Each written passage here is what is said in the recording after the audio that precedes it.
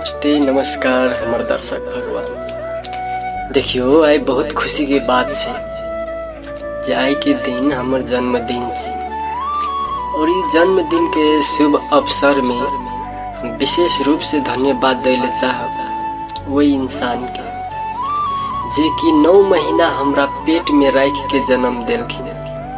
और विशेष रूप से धन्यवाद देले चाहब वही इंसान के जे हमरा छोट में अंगुरी पकड़ के चले ले सिखेलक। लव यू हमर पापा और लव यू हमर मम्मी। तो देखियो सब दिन सुबह सुबह भोरे भोर सुत के जे उठे छी तो मम्मी पापा के पहला दर्शन करे छी, क्या कि वो तो देख सकै छी कोन में मम्मी पापा के फोटो हम सब दिन भोरे भोर देखे छी।